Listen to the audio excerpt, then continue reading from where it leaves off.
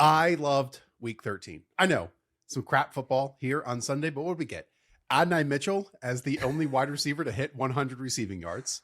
Got Bucky Irving back in a big way. Brock Bowers back in a big way. And, Bryce Young outdueling the MVP favorite in Matthew Stafford. We'll talk about all those games as we get to them. But Hayden, we have to start in the AFC South because just a couple weeks ago, we thought this Indianapolis Colts team was just completely unstoppable. And then recently, they've lost 3 of their last 4, including here on week 13 on Sunday to the Houston Texans at home, 20-16.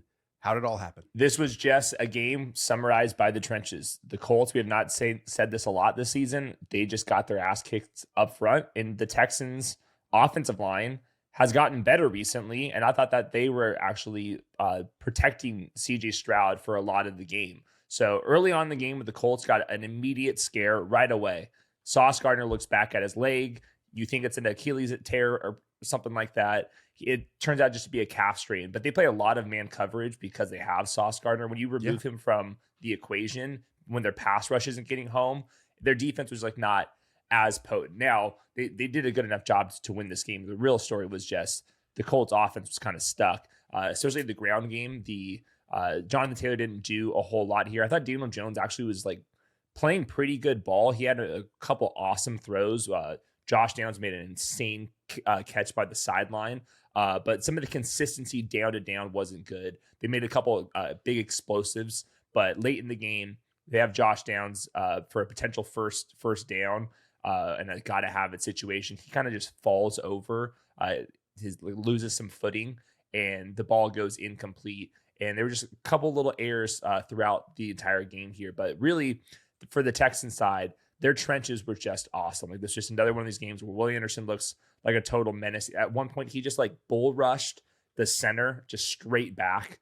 Super impressive outing by the Texans up front here, holding Jonathan Taylor. And then Daniel Jones just doesn't have the same mobility right now too. So the AFC South right now, and by the way, we'll cite the Athletics playoff predictor throughout this episode. It's fantastic. Right now, all 3 of these teams, the Colts at 8-4, Texans at 7-5, the Jaguars, spoiler alert, also at 8-4, are all over 57% plus in terms of making the playoffs. It is pretty amazing, though, as we sit here, the Indianapolis Colts, basically ever since the trade deadline, have kind of fallen off a cliff. They are now 69% to make the playoffs and just 36% to outright win the division. That Sauce Gardner injury is a massive one. I mean, calf injuries, we know, can linger and destroy seasons. And this is multiple, first round picks in exchange for a press isolated. We're going to match up against Nico Collins one-on-one and force everyone else to beat us. And if you don't have that, I mean, that was giving Lou Anarumo a whole bunch of talent to work around along with Traveris Ward and Kenny Moore, and you just don't have that anymore. I guess my other question here, Hayden, we also saw the clips this week of Daniel Jones in practice, hobbled, barely moving. He has a little leg fracture at this moment that he's playing through. 14 of 27, 201, 2 touchdowns. Is there anything noticeable negatively about his game? Did those clips pop up in real life here?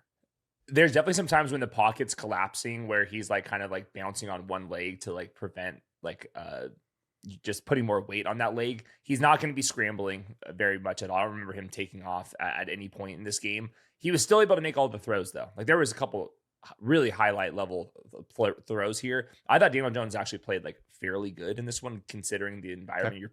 The Texans are awesome on defense. Alec Pierce made a couple wild grabs. Josh Downs made a couple wild grabs over the middle. So they were actually like moving the ball with some explosives through the air. So I didn't really like see anything too crazy on the Daniel Jones front. There was definitely some times where you can tell he's like gingerly moving around, but he played good enough football to win this game. It really was just like the lack of the ground game. And then the fact that the Colts couldn't really put any pressure on CJ Stroud. So all season long, the Colts have been throw to lead, then run to win. Look, I'm not you have to hit this many carries for your running back or this many yards in order for you to win games. But if you just look at, their 3 losses, a 27-20 loss to the Pittsburgh Steelers, Jonathan Taylor 14-45 against Kansas City in overtime, 16-58, and here 21 of 85. I mean, reeling off one big game-changing play, not game-changing, but game-closing play in the second half was kind of his calling card, his trump card, his special ability in massive blowout wins. And it just feels like in the 3 losses, they haven't been able to do it despite kind of being in positions to do it. Yeah, there's also just like some other weird things with this game in the kicking department as well. There was an extra point missed by Michael Badgley. I believe it was his 3rd of the season. And that would have made it an opportunity for that last drive for the Colts to, finish it off with the field goal. Instead, they had to go forward on 4th down because they needed a touchdown. So I think there was like some special teams moments that actually kind of interfered with this.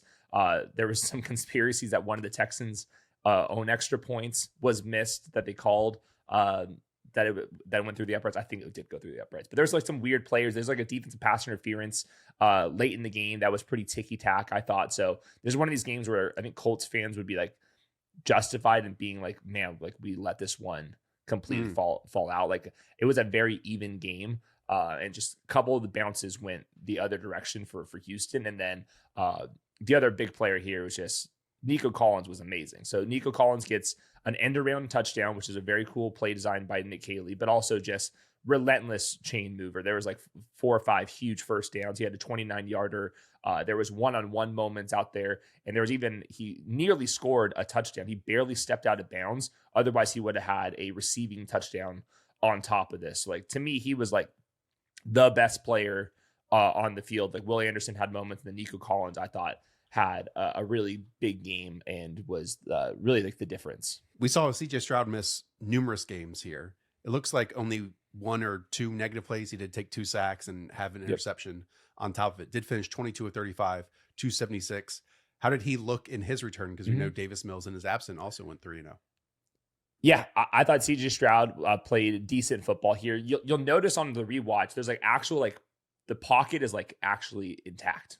It was really refreshing to see like he had room to actually throw the football. And then a couple of the Nico Collins plays, you'll see it. It's like classic 2-man route concepts and an actual big pocket for him to work with. So I do think that's like a big difference, because if the Texans do sneak into the playoffs here, like right now they're on the trajectory to do so. They got an elite defense, like no questions about it.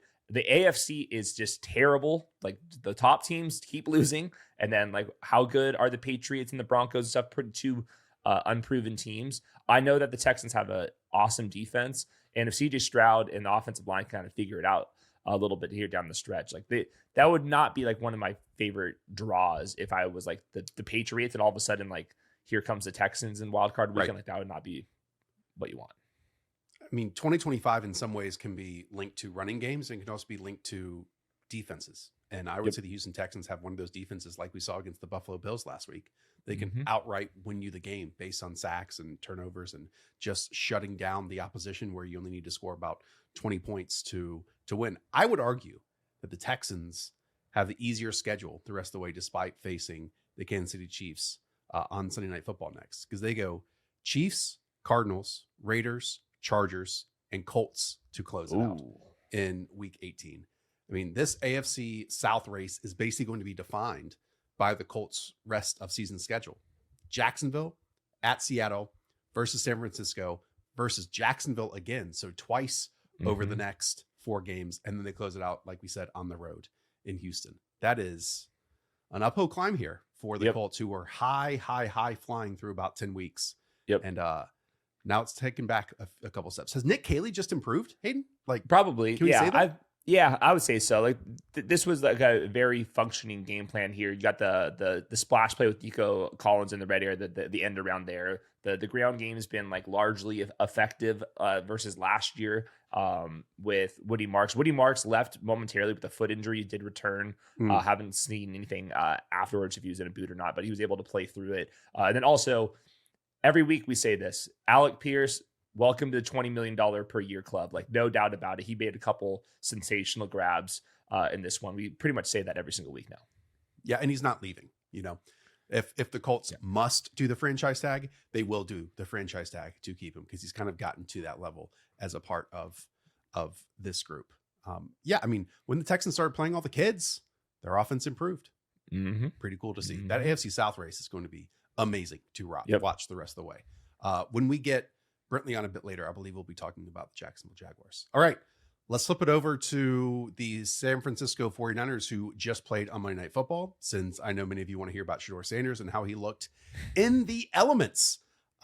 Hayden, the 49ers win this one 26-8. Not often do I set up a game by bringing up Sky Moore, but the former ship-chasing darling has been truly one of the best returners in the NFL in recent weeks. And he immediately sets up the 49ers on a short field to score their opening touchdown. They also get a 3rd and 8 dump off to Christian McCaffrey down the 2-yard line, and then he runs it in on 3rd down. By the way, CMC just 22 total yards in the first half to go along with this touchdown. The Browns also have a touchdown drive of their own that they started with 9 straight runs. 9 straight runs. And then the only lone pass was the 10th play of the drive, which was a 34-yard out and up to Bowling Green rookie Harold Fannin. It was a slight climb by Shedeur Sanders to find some operational space wide open as both defensive backs then kind of get attached to Jerry Jeudy.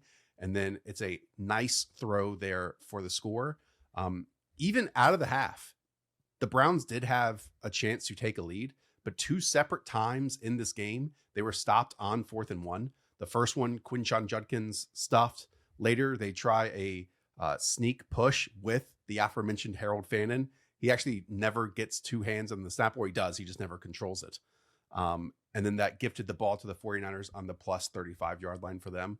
So Brock Purdy goes on to string a couple of his best throws and best plays together, despite the, again, Browns defense really keeping them and having a chance to give them the game. A 3rd and 9 from the 20-yard line, George Kittle over top of the linebackers. He is the team's leading receiver with 4 for 67. And then on 3rd and goal, Brock Purdy keeps it, gets the rushing score on top of that. And then after, I mean, the Browns, because it can't just be the offense that lets them down, it's also the special teams. They go through complete meltdowns when down by 9 points. Malachi Corley, remember him? Fields a kick around the 5-yard line, steps out of bounds. Shedeur Sanders very lucky to not get intentional grounding in the end zone for a safety on that same series. Then after, once again, the Browns force a punt out of the 49ers. They muff it, so the Browns get the ball in the red zone, and that drive ends with a Juwan Jennings touchdown over the middle of the field. And at that point, the game is effectively over. I do want to shout out Myles Garrett registered his 19th sack of the season, had about 7 pressures on top of it. He was forcing Brock Purdy to move constantly in this game, as were other Cleveland Browns defenders. Malik Collins, who's had a heck of a season, went down with a right knee injury. But this Browns defense, I'm not saying it's being wasted. You know, we all know what the Browns are at this moment. Yep. But they are freaking menaces up front with even some of the best offenses across the league. I think MVP voters get 5 votes. I would give Myles Garrett a vote, like no question about it for MVP. Like he's reached that 19. level. It's insane. I mean, it's insane. And the thing about he's not in like a bunch of situations where he's facing dropbacks, so the team's losing. If he was on a competent team, I mean, he would like smash the record. Totally. Let's just isolate Shedeur Sanders' day for a moment. Again, nice touchdown throw. He went 16 of 25, 149, and 1 touchdown, 3 sacks for negative 34 yards. I can't name another like big throw or big moment that he had other than that Harold Fannin touchdown grab. There were a number of negatives though. On the first series, he misses Jerry Jeudy on a long 3rd down reception that maybe should have even gone for a touchdown. He also takes a 13-yard sack on 3rd and 15 at the plus 36-yard line. Now, again, you read plus 36, you think that can be a field goal. Probably not these conditions. It was very windy and you had some other weather on top of it, but the flats were wide open. So instead he just took a super negative play rather than, you know, a short, let's live for, I don't know, a 4th and 10 setup. And yeah, I mean, that's kind of where we are. They've already named Shedeur Sanders the starter for next week. One of the more laughable plays. I mean, again, it was totally pointless. It was a 4th and 26 to close out this game, and Shedeur just scrambles up the middle and slides for about 5 yards instead of at least like throwing a Hail Mary. So yeah, it certainly seems like he's going to start the rest of the year based on if we're reading between the lines of like Ian Rappaport's and Adam Schefter's comments the rest of the way. But, you know, the team is 3-9 and one of the worst in the league. How is his like pocket presence in general? I see like the 3 sacks, and his sacks always go for like a lot of yards. He's kind of a drifter. But in the first game, it was like not even NFL quality play because he was just running into things. the last week. It got a little bit better, and then was today like about the same. Hit or miss. Yeah. Completely hit or miss. Again, he climbed just a little bit on the Harold Fannin one. You saw him climb a couple of other times. But it's when he thinks he can beat an edge rusher to the edge, and he just can't. Yeah, he can't. He's probably not athletic enough for that. So just looking at the Browns roster, schedule the rest of the way. I mean, it's the matchup against Cam Ward, Tennessee Titans this week, and then it's Chicago, Buffalo, Pittsburgh, Cincinnati the rest of the way. So we'll see. That matchup with Cam Ward will have some interesting quarterback narratives to shape coming out of it for sure. Okay, 2 questions for the 49ers. One, Brock Purdy. I thought the last game had me very worried. And then when we had the weather, so it looks like he's making some progress there. And then the other thing is like the Juwan Jennings stuff. What the hell happened? I saw the quotes after the game. What's going on with Juwan Jennings? The quotes were pretty absurd. We'll start there. So I guess when Malik Collins went down with an injury, and maybe it was also Shelby Harris. So again, multiple Browns defensive linemen went down. He apparently was talking smack to the degree where some Browns defenders really took exception to it. One said, quote, "I see exactly why they punched you in the nuts. I'm surprised nobody punched you in the jaw yet." And that wasn't on the field. He said that. This is when a Browns defender said this in the locker room post-game, making it known that Juwan Jennings is just kind of, he said some personal things that no one should ever say on NFL field. So this is kind of becoming the Aqib Talib, Michael Crabtree type situation here. Interesting. Yeah. I mean, he seems to be getting under everybody's skin, but future member of Arena Gridiron. Here with Juwan Jennings. Probably. And then on Brock Purdy, he did look better. Again, no interceptions in this game, just 1 sack taken despite all of the pressure he was under. He was moving a lot. So if we're nervous about the foot injury being part of this, and there were some downfield throws on top of it, and he made just enough of them. So yeah, Kyle Juszczyk also, if you tune into the Start Sit show, first play of the game. Yep. 23-yard reception. That was amazing. Absolutely love it. Okay. Let's do our first look at the NFC South here and talk about some of these teams that are either on the fringe or leading their division. And that includes the Tampa Bay Buccaneers with Baker Mayfield with 1 positive shoulder to his name, 18 of 28, 194 and 1 touchdown as the Bucs beat the Cardinals 20-17. And maybe most notably, Hayden, Bucky Irving in his return, 17 carries, 61 yards and a score, to go along with 2 catches for 20 yards. Let's start with the running backs. Rachaad White gets the start, and then Bucky Irving wins the hot hand. So by the second half of the game, Bucky Irving was playing about half of the snaps after they kind of figured out who's going to be riding the hot hand. Sean Tucker finished with no yards on 2 carries. Rachaad White nearly had a couple touchdowns. He was involved at the goal line. 2 carries for 7 yards, and then Bucky goes for 17, 61, and then a score. I thought Bucky Irving looked rock solid. I would project Bucky Irving to be an RB2 for the rest of the season now. And I think that in tandem with that, Baker Mayfield survived this game. We saw Chris Godwin actually look healthy himself. Chris Godwin was actually kind of running away from a couple guys. He drops a touchdown pass. Like that was like the one thing that we saw earlier this year too, where couple focus drops. This one was like right through his hands in the end zone. But otherwise, I thought Chris Godwin looked like himself. And then Baker Mayfield escaped without having a big setback here. And he was actually moving around the pocket, I thought, pretty well. So there was nothing like crazy about anything here. The only like crazy play was a Tristan Wirfs touchdown at the goal line, a receiving touchdown that apparently like, he was like stressed out over. But this is like a straightforward win for the Tampa Bay Buccaneers. I thought the Cardinals had a lot of fight, and their offense was actually pretty fun, though. But I think like the big story is Mike Evans might come back in the next couple weeks. We saw that from Rap Sheet, and Chris Godwin is like playing himself back into shape. Bucky Irving's back. So if there's gonna be one good fight for the Tampa Bay Buccaneers after just a total waste of a season due to injuries up until this point, they might get a little bit healthier down the stretch, and hopefully they'll get their guard Ben Bredesen back too. So nothing noticeable after Baker was seen on the sideline last week in a sling, basically suggesting from the media insiders that he wasn't going to play here. And he steps up, and there was nothing out of sort in comparison to how he previously played?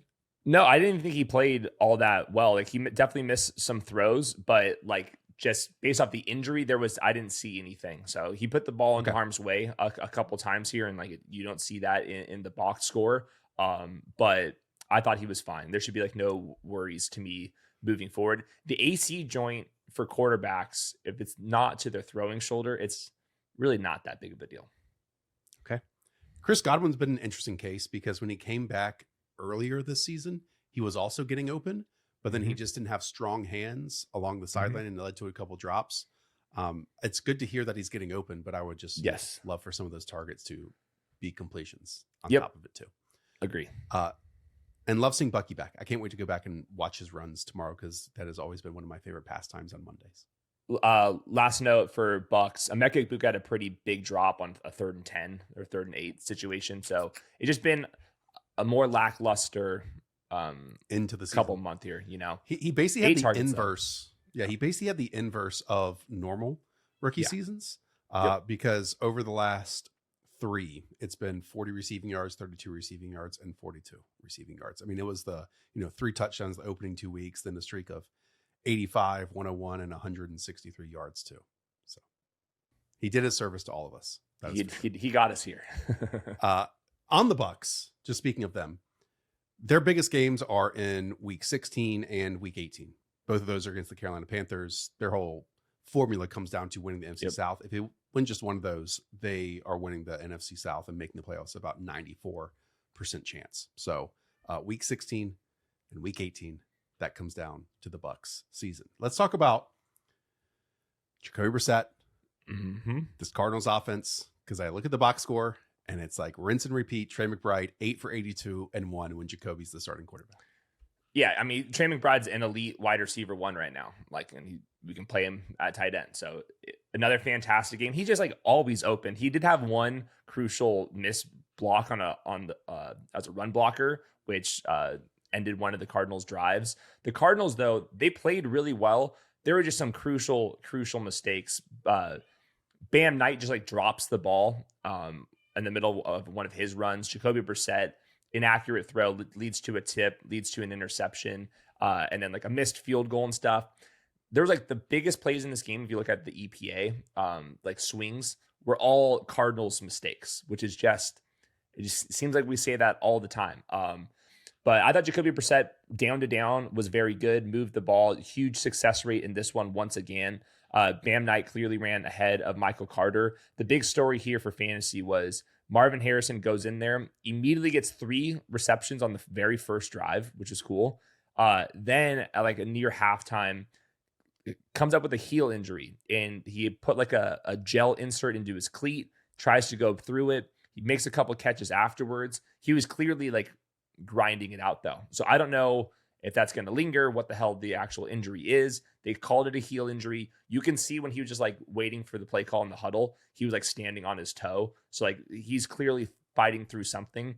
He was ahead of Michael Wilson for most of this game. Michael Wilson still had 7 targets though. There's like enough volume to go around here because Jacoby Brissett once again drops back 42, 44 times. It's just like relentless at this point. So a lot of guys are going to eat here, but it was Marvin Harrison early in this game, and then the heel injury slowed him down towards the end. So I'm sure he's just going to be another week on the injury report, and we'll have to figure out what the hell it means.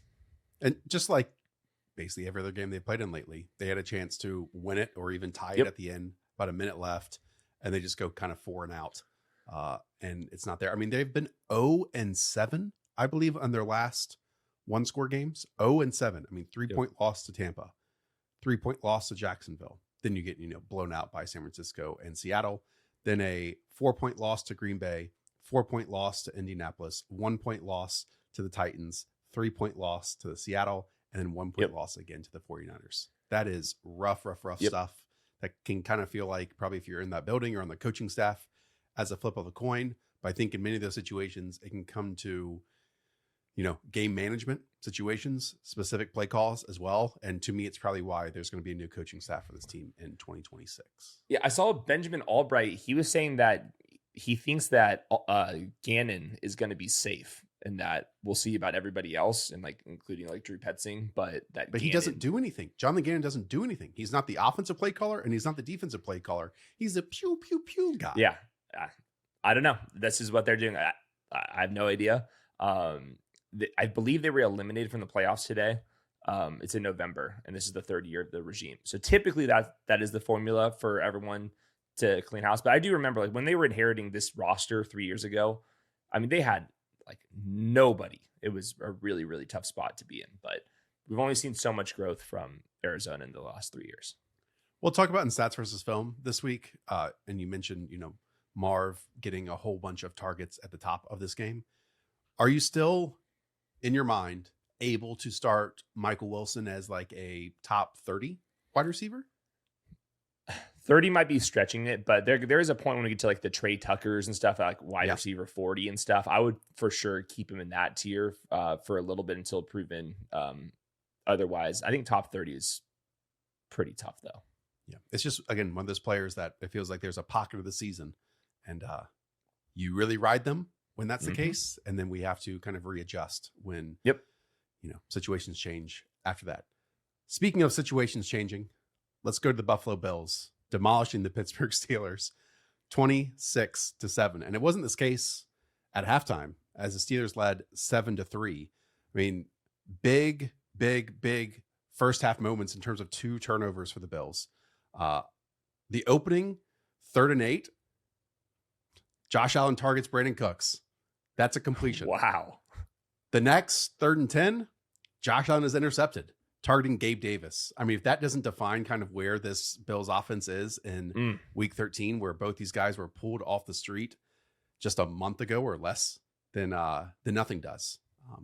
Anyways, the other big first half moment, James Cook gets to the edge. He stays up on a tackle attempt, but then his knee knocks the ball out of his own hands, and the Steelers get that at the plus 39. At that point, Aaron Rodgers had not completed a pass beyond the line of scrimmage. Oh. 2nd and 10 swing pass, though. Kenny Gainwell, also at the line of scrimmage, tight ropes for 17 yards, down to the 9-yard line. Then Jalen Warren, goal line touchdown on 3rd down. Again, Steelers lead this 7-3 at home at half. You think, could it be another Mike Tomlin special? Could this team really get to, 7-5? Because both quarterbacks were around 50 yards passing after 2 quarters. But immediately out of half, when your quarterback can only throw for 50 yards and only has one usable hand, and if you take everything out of pistol, Arthur Smith and Aaron Rodgers believe, let's go play action. Rodgers holds the ball for over 4 seconds, which he basically hasn't done all season long. And then Joey Bosa from behind, sack fumble, destroys Aaron Rodgers' face. Looks like he's a boxer out there, what Jake Paul's going to look like after the Anthony Joshua fight. Just nose strip, bloody nose, swollen face. Christian Benford scoop and score. So Bills lead now 10-7. Then Mason Rudolph comes in. Less than 2 minutes later, guess what he does? Overthrows a 7'5" Darnell Washington along the sideline. It's hard to That's miss an it. interception. I mean, it's impossible to do. Interception to the Bills. They get down to 4th and goal after a long James Cook run. On that 4th and goal, Keon Coleman on an extended Josh Allen pump fake in his return to the lineup scores a touchdown. Bills take a 16-7 lead. And now Aaron Rodgers comes back in. And guess what? With 22 minutes to go, 7 minutes left in the 3rd quarter, on their own 26-yard line, a 3rd and 9 after just trying to do play action pass, they hand the football off. It's like they're surrendering with 22 minutes to go this game. And the Bills basically put it away after that. Josh Allen hits his 76th rushing touchdown of his career. That's the most all time by a quarterback. They close this one out and win 26-7. Can we just debrief on the Pittsburgh Steelers? It's disgusting. It's lifeless. I mean, you had the tweet. I forget which reporter talked about that. Was Rap Sheet. That was Rap Sheet. That was back in October. I'll read the quote because it is astonishing to look back on and think this is even a possibility. Now, granted, at that time, the Steelers were on a bit of a heater and things were going well just from a win-loss standpoint. Right. But quote, my understanding is the Steelers have really, really enjoyed the Aaron Rodgers experience. Coaches, executives, players. He has bonded with several young players in the locker room. I would not be surprised based on how he is and how he's playing if they want him back for another year, despite signing him to a 1-year deal. This can't happen. No. At some point, the Steelers, I know they've won 6 games. I know they somehow make the playoffs each season. That's probably not going to happen this year. They have to reset. Now, a lot of teams will probably be trying to reset at the quarterback position. I'm not sure what that would entail here for the Pittsburgh Steelers. At the same time, their fans in this game were screaming, "Fire Mike Tomlin" at the end. Whoa. Yes. So I think fans not only want the quarterback gone, but also the head coach gone, which kind of makes sense where the rest of the league is up to date when it comes to going forward on 4th downs and, not laying on your back and just, giving the ball away. Tomlin has not caught up to that despite being, this hyper aggressive personality. It feels like. Yeah, I think they're just ripe to complete reset. It's been the same exact football team since like the last couple of years with Ben Roethlisberger, where like the defense is decent, but it's not even like an elite defense anymore. And then the offense has been completely stuck in the mud. So, I mean, Rodgers is going to turn 42 in 4 days. 42. It can't happen. I mean, yeah, it's like next year he's going to have to start games when he's 43. He can't function. Again, he went an entire half or maybe even 3 quarters without completing a pass beyond the line of scrimmage. Yeah. You can't do that. You can't do that and win football games in the NFL. Just from their roster standpoint, quickly, Jalen Warren had command of the ground carries 10-5 in comparison to Kenny Gainwell. But, for a defense that has really struggled to stop the run and for an offense that loves multiple tight end sets, those 2 guys average 3.5 and 4 yards per carry with long runs of 12 and 11. Darnell Washington was leading receiver, and both of those big catches were in the 4th quarter. DK Metcalf, again, very little with 3 for 32. And then the Bills, I talked about, and I know they won this game by, 19 points. James Cook, 32 carries, 144 yards. Again, long gain of 31. Very good player. Even Ray Davis popped in there. 4 of his opening 5 carries went for 10 plus yards. Good player whenever he touches the football, just churning out 10, 12, 13 yard gains. But again, they're leading pass catchers. James Cook for 33 yards. Dawson Knox for 28. Ty Johnson for 20. Then you get individual catches for Brandon Cooks, Jackson Hawes, Gabe Davis, and then Khalil Shakir for just 1 for 5. That is not playoff winning type stuff at all. Yeah. No, I don't feel great about either of these teams. The Bills were missing both their tackles in this one. They, by the box score, they went super run heavy. Was there anything about the pass game that felt like off because of the offensive line play, or was it just, hey, the running game's working, let's just keep winning with that? Yeah, I was pretty terrified in the first half. Like TJ Watt was getting there. The other edge rusher was getting there too. Alec Anderson, who's typically their 6th offensive line when they used to use that. Obviously now it's Jackson Hawes at tight end, was like false starting or having some other penalties. And there were some quick throws and quick pressures that Josh Allen obviously didn't take sacks on, but he was trying to get the football and kind of frazzled by. Yeah, I mean, a Josh Allen game where he just has 123 passing yards and then 38 rushing yards, albeit 2 touchdowns thrown in there, does not seem normal, does not seem Superman-y. Maybe he can pull it out in the future, but I think this is pretty easily the worst version of the Bills offense that we have seen. That also aligns with when Dalton Kincaid has not been a part of the lineup. So hopefully he returns this next game here. He's at least limited and questionable this week. So I'm guessing he's going to return next week, and maybe that's like the little spark that they need. Okay, just like this week, we're just going to bounce around. And so we take it all over to the West Coast as the LA Chargers improved to 8-4, beating the Las Vegas Raiders 31-14. New play caller in Vegas leads to 14 points. New offensive lineman, as always for the Chargers, allows them to get to 31. Talk me through this one, because I see 2 touchdowns for Justin Herbert. I see a rushing score and 126 yards for Kamani Vidal.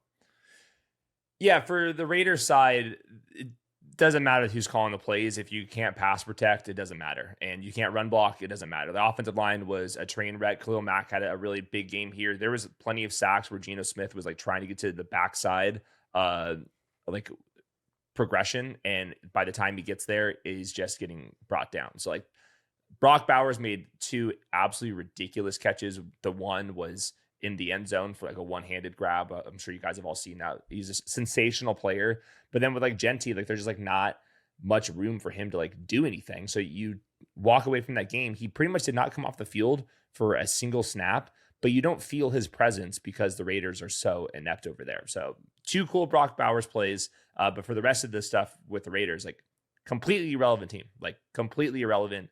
There was like some fighting at the end of this. You could feel the Harbaugh Carroll kind of rivalry between the players. At one point, Max Crosby was super frustrated.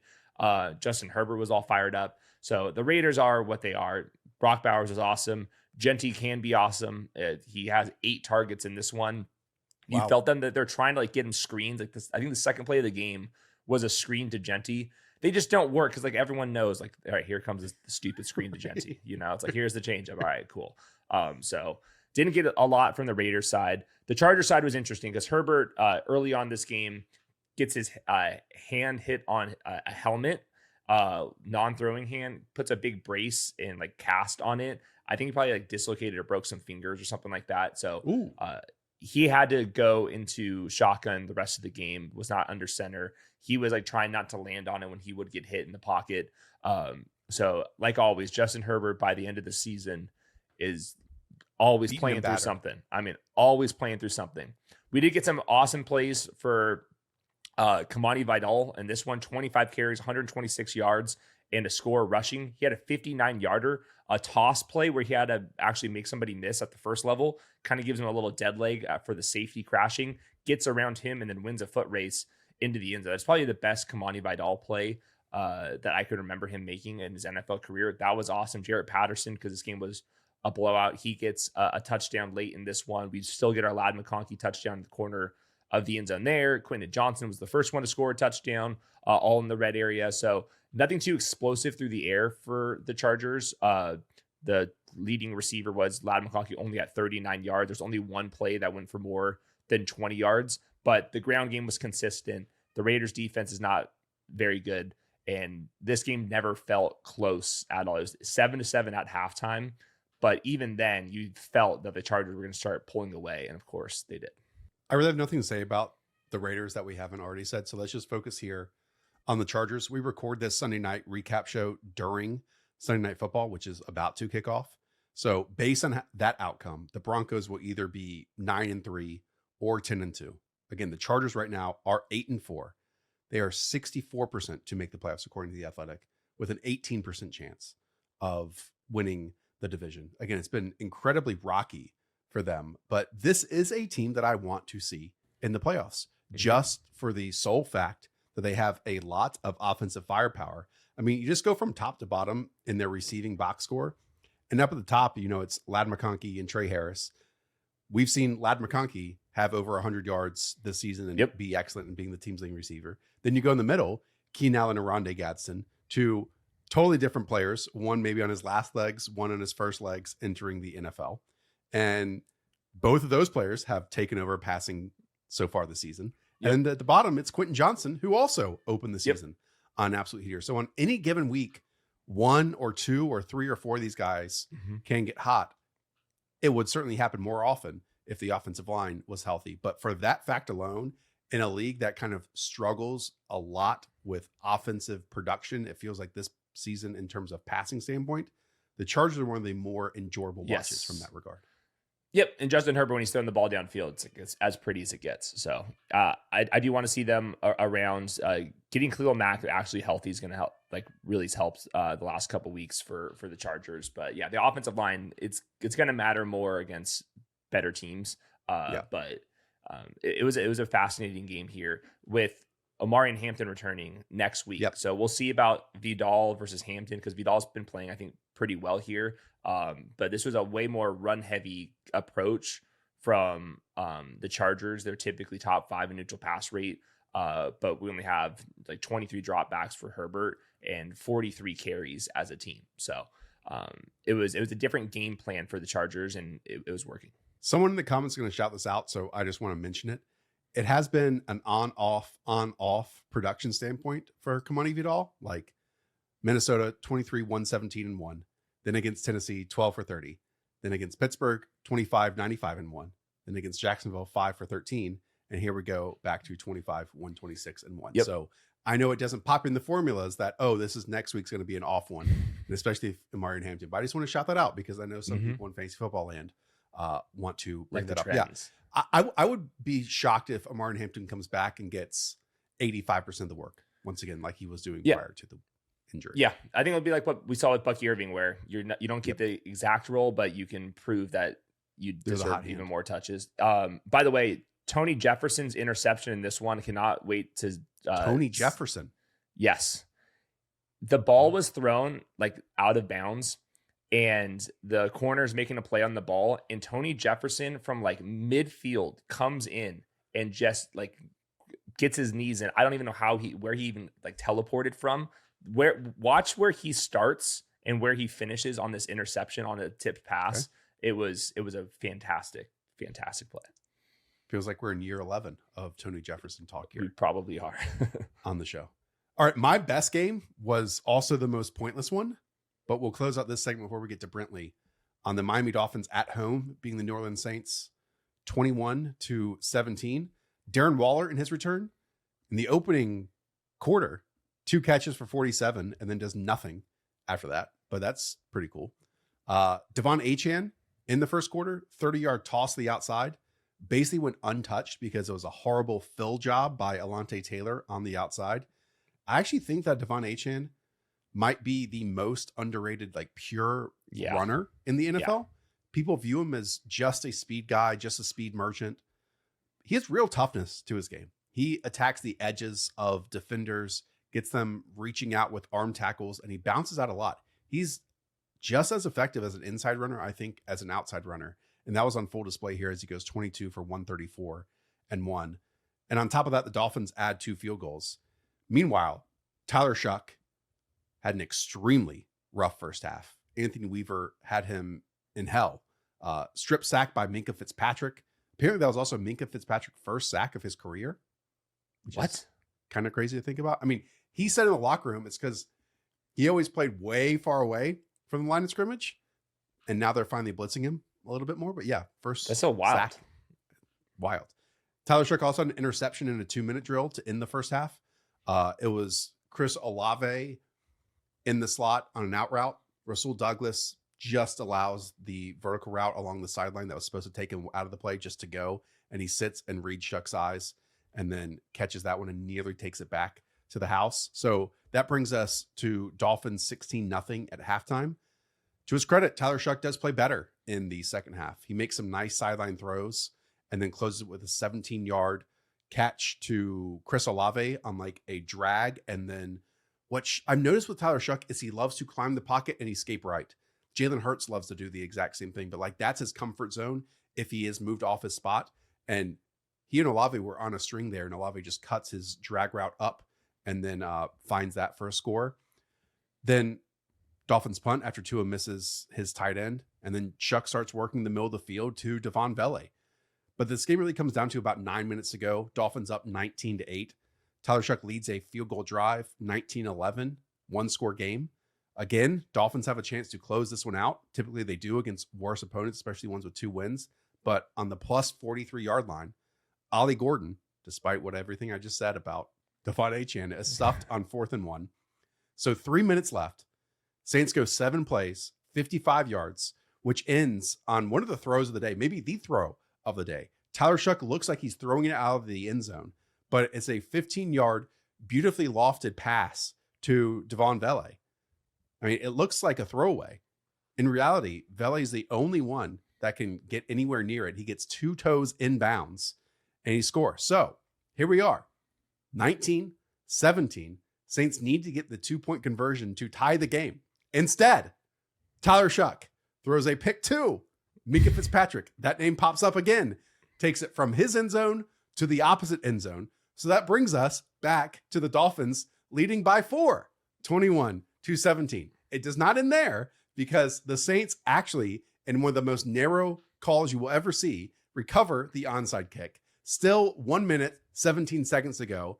But of course, on 4th and 1 at the 35-yard line, by the way, which again, if the pick 2 didn't happen, the Saints probably could have lined up for a game-winning field goal in this case.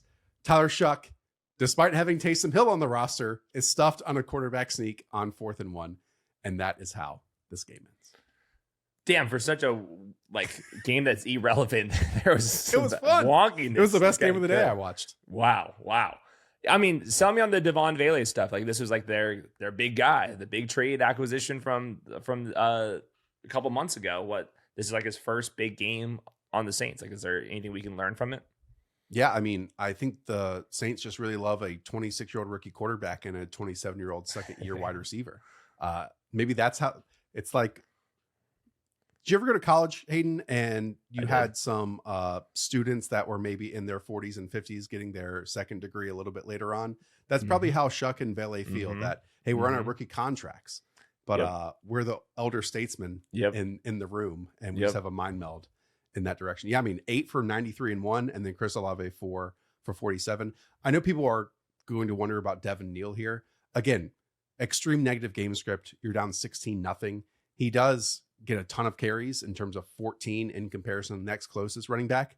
If you had asked me who the backup running back now for the Saints was, I probably would have guessed 57 players ahead of Evan Hull, who used to also be like a fantasy Twitter darling. But yes, Evan Hull is the backup running back here. He only gets 5 carries. And then Devin Neal also adds 3 for 22. So again, 17 touches. It only maximizes itself to 69 yards.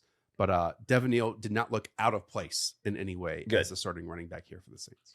Yeah, I mean, we're just signing up for the touches and hopefully farts into the end zone without Alvin Kamara the next couple of weeks. But yeah, we know what we're signing up for with the Saints running backs.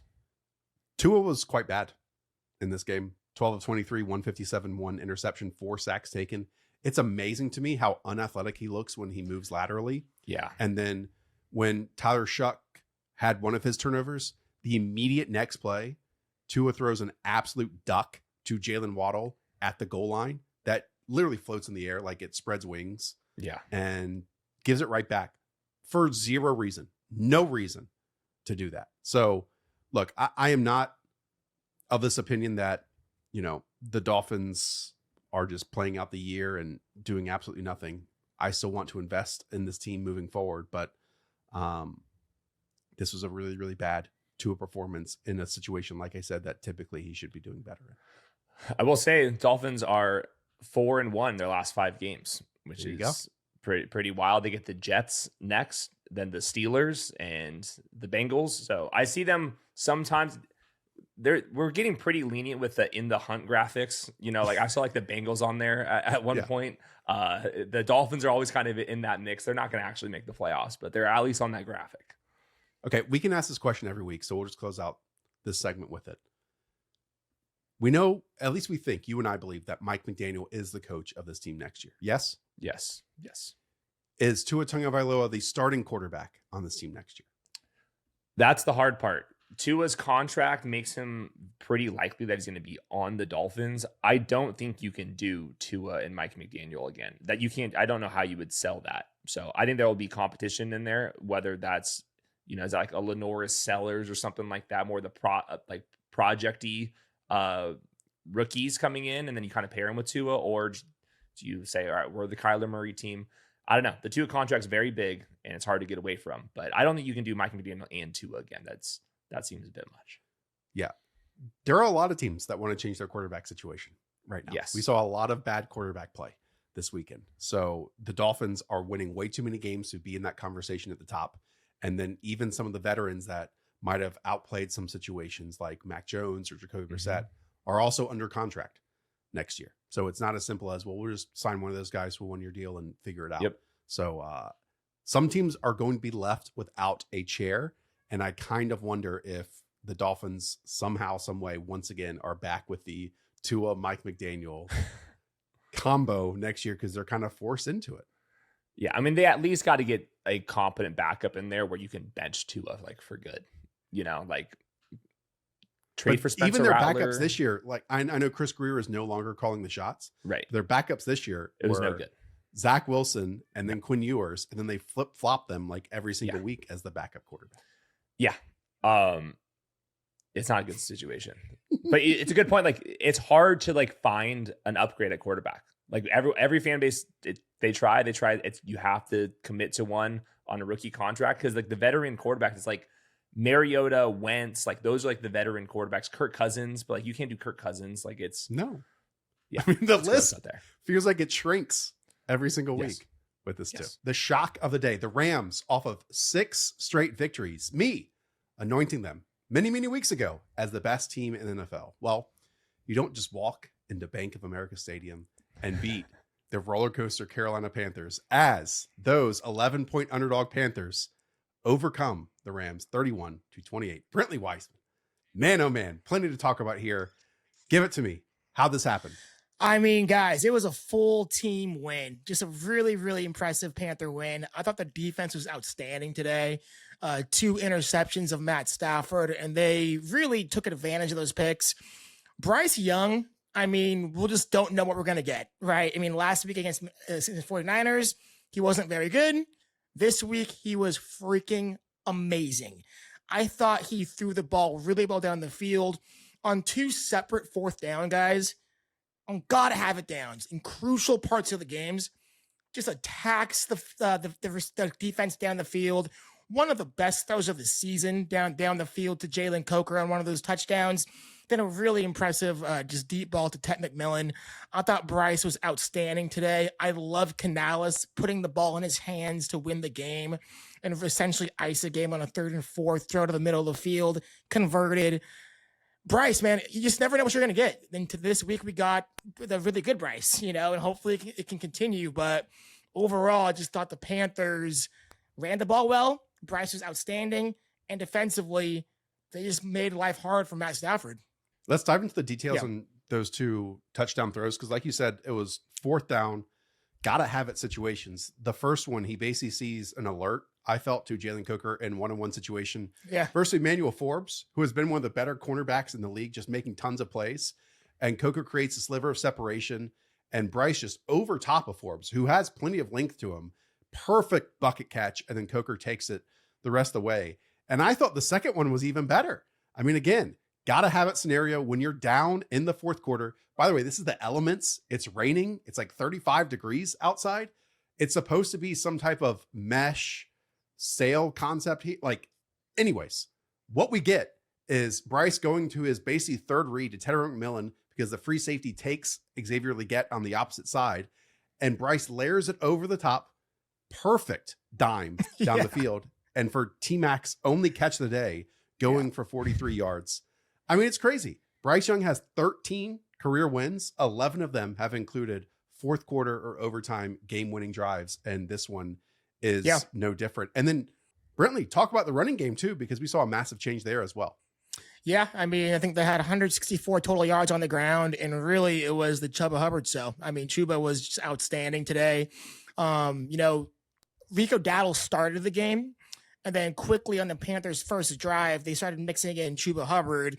And you can just kind of tell, he was playing with a little more juice than he had the past few weeks. You kind of saw it early. And, over the past few weeks, he was mainly their 3rd down back. But in this game, he was mixing in more on early downs. And then the minute he had that 35-yard touchdown off a swing route, it was game on. They wanted to really feature him. And he was, to me, just a better overall player. That's not to say that Rico Dowdle didn't do well as well. I thought he ran the ball efficiently. I thought, the Rams defensive line was doing a really good job. I thought they were setting a firm point of attack, but Rico was just getting those tough yards.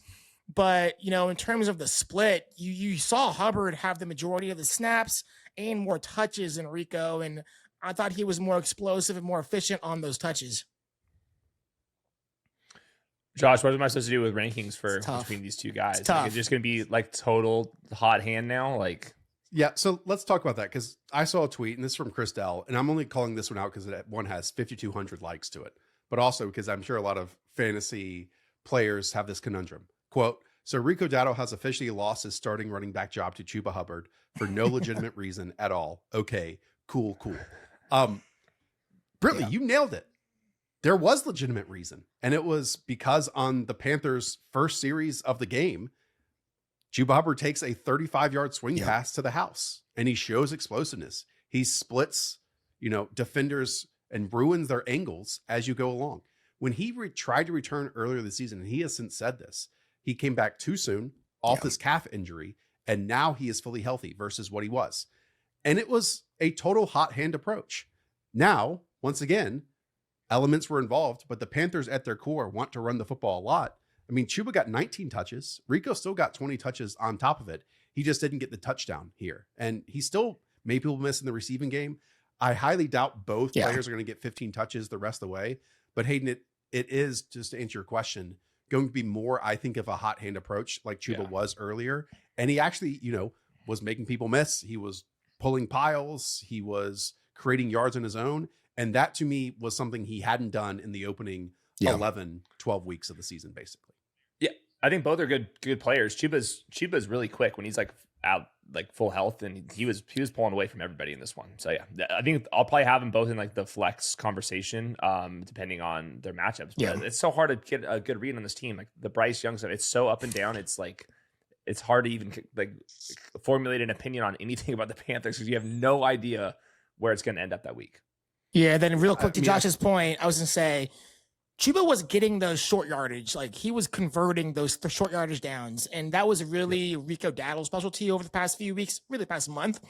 But Chuba had more success today in converting those 3rd and 2s, those 2nd and 4s. Chuba was doing it. I mean, there were a lot of Bryce Young tweets this week. I mean, it was not unexpected because that's what happens when football Twitter watches a primetime game.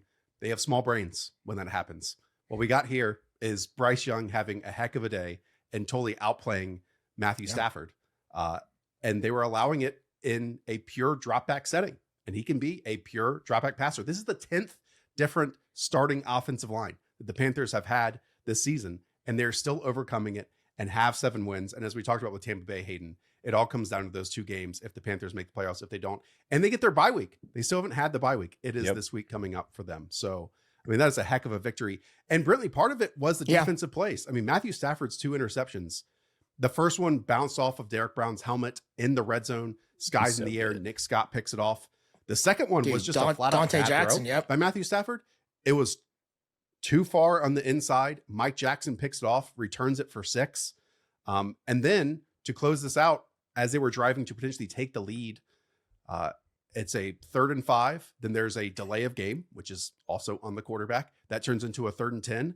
And Derek Brown, who kind of gets subbed out in some of these pass rushing situations, gets a strip sack on Matthew Stafford. So 3 turnovers on the day, 18 of 28, 243, despite some also unbelievable throws to Devontae Adams and Puka Nacua on top of it. Yeah, I was just going to say, I think the Panthers just did enough defensively because the Rams, they were able to really kind of have long drives, right? In the fourth quarter, right after the Panthers scored, you saw them lean on the running game. You saw Blake Corn rip off a long run. You saw Kyron Williams get going.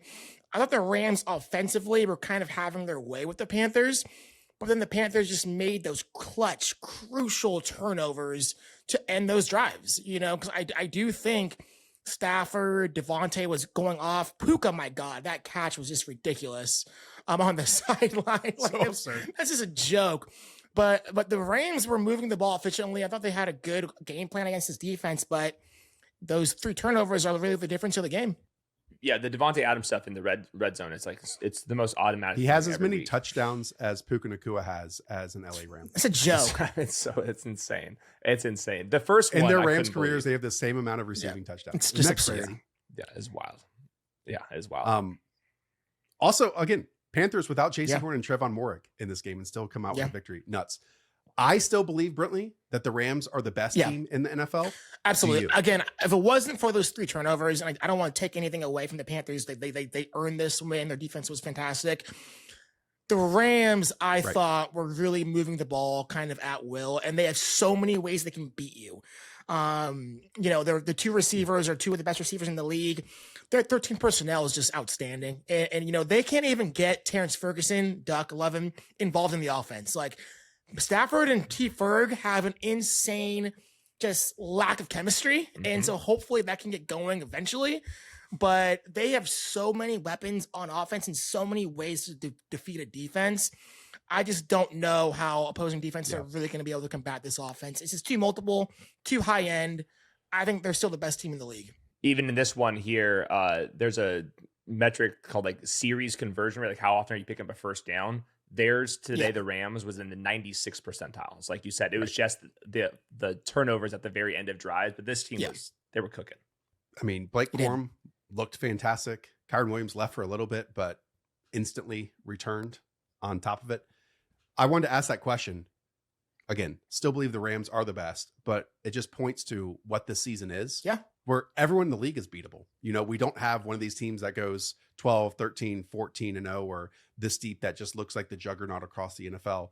Again, it's an East Coast trip for a West Coast team, a kickoff on your body clock that starts at 10 a.m. for you. And, you know, also weather, rain pouring down for a team that typically plays in a dome. A total shock because it's 11-point spread, but it was a big victory. One final Bryce Young stat here. All right. According to Next Gen Stats, Bryce Young became just the second quarterback in the Next Gen Stats era since 2016 with multiple touchdown passes that traveled over 10 air yards on fourth down in a single game. The other one was Joe Flacco, week 6 loss to the Packers. There we Classic. go. There it is. Okay. Let's talk about the Seattle Seahawks keeping this conversation in the NFC West, demolishing the Minnesota Vikings. Believe the Vikings were shut out for the first time since the 2016 season. You can spin this if you want to about the Seahawks offense, but Brentley, I think a lot of their offense actually came from Max Brosmer's arm as he throws 19 of 30 passes for 126 yards, 4 interceptions, and 4 sacks here. Yeah, I mean, Seattle's defense was just absolutely outstanding today in a game where their offense really couldn't do much. I mean, honestly, you know, Brian Flores, kudos to him because he really had Sam Darnold in hell for the first half of the game.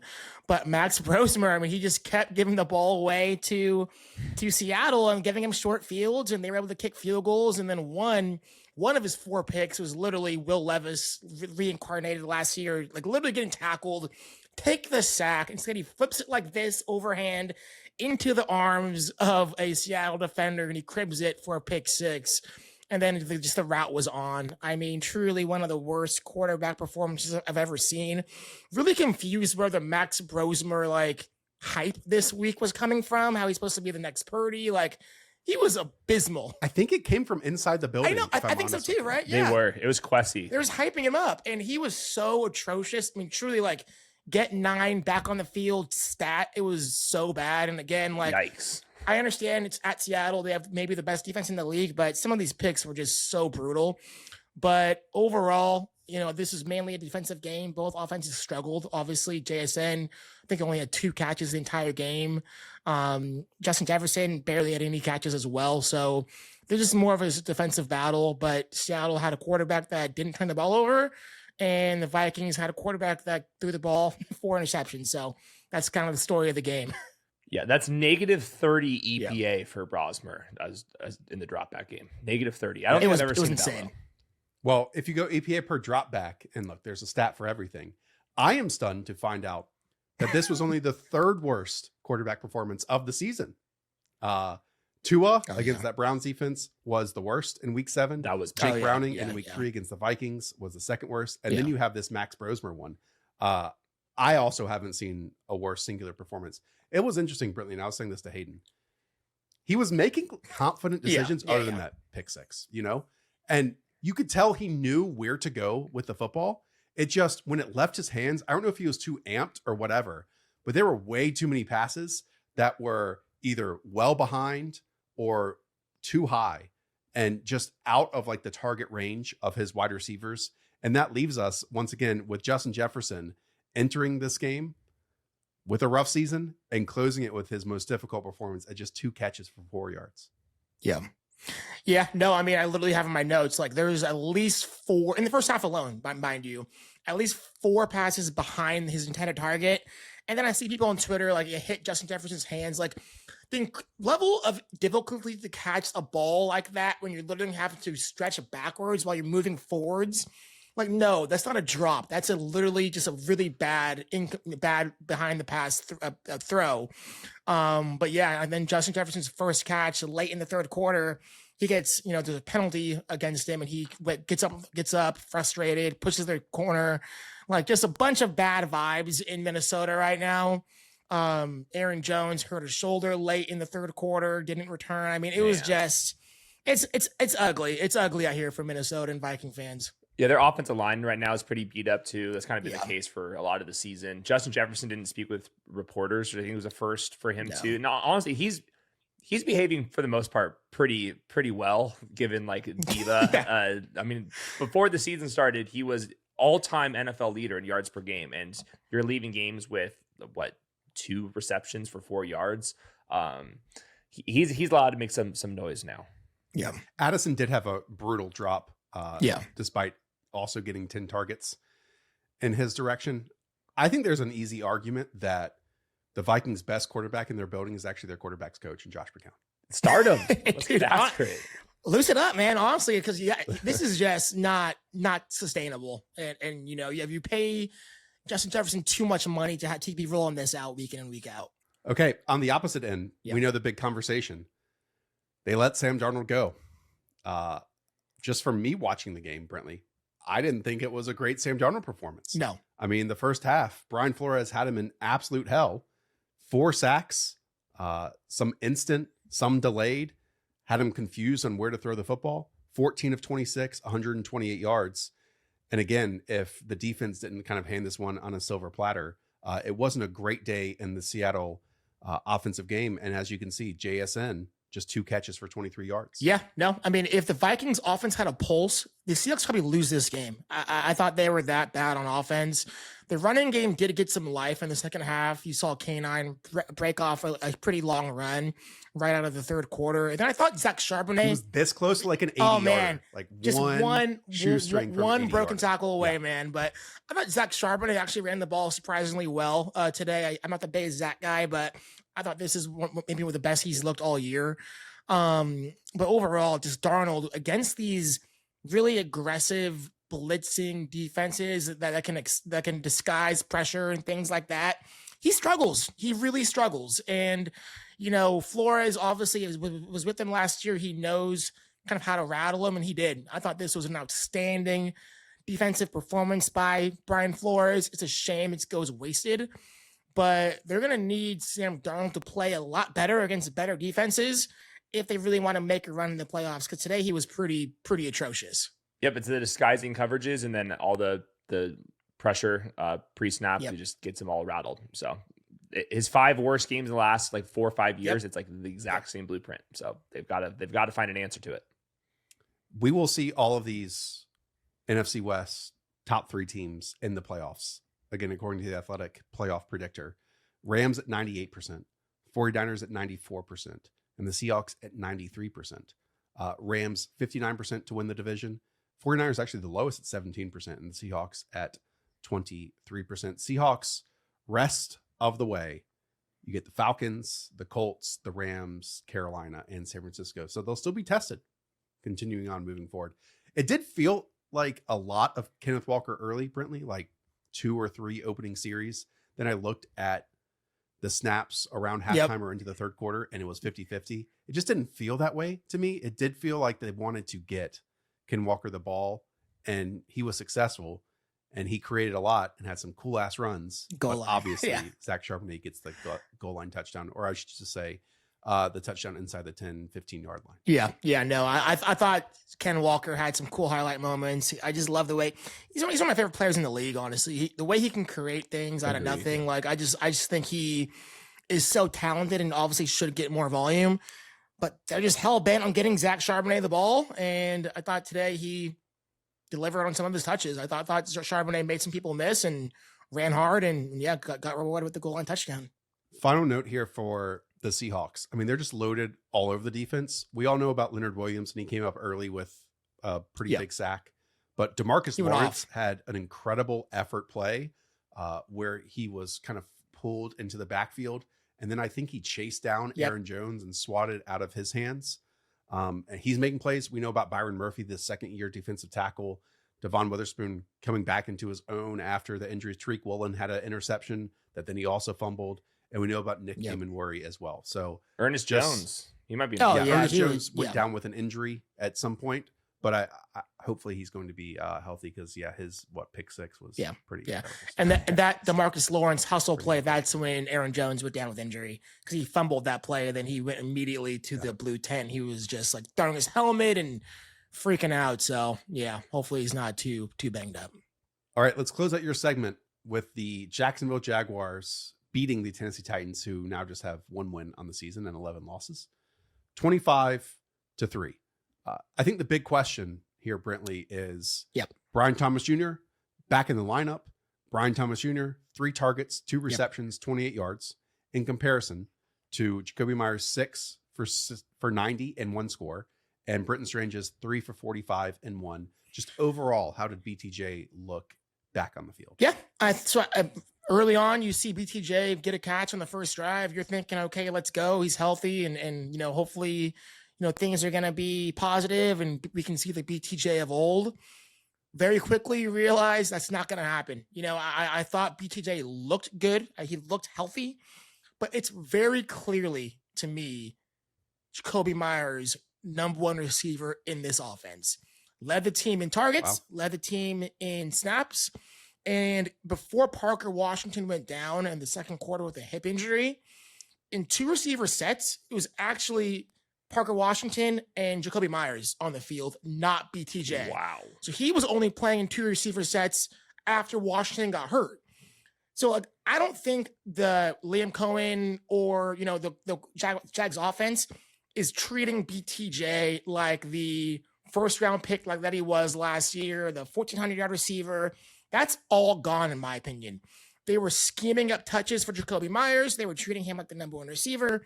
And Brian Thomas Jr. is much more of another receiver in offense rather than a player that you want to really, facilitate touches to. Like, that's not the case anymore. Maybe it's because it was his first game back. But what I saw today, I think this is very much a Jacoby Myers 1, Brenton Strange 2, if Parker Washington's healthy 3, and BTJ is a distant 4th based on today.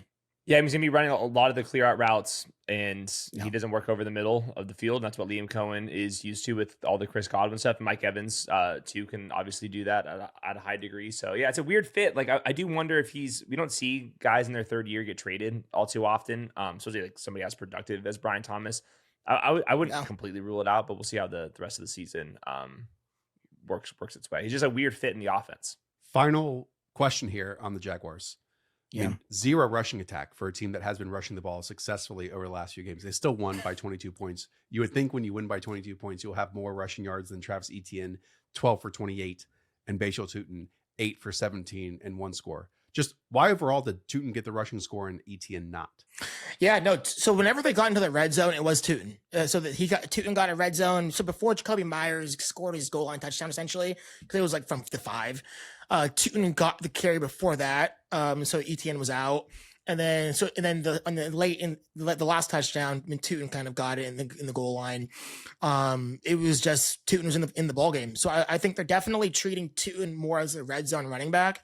But it was a weird game, guys. You would think the Jags would have ran up and down the field, but the Tennessee defense is actually pretty stout against the run today.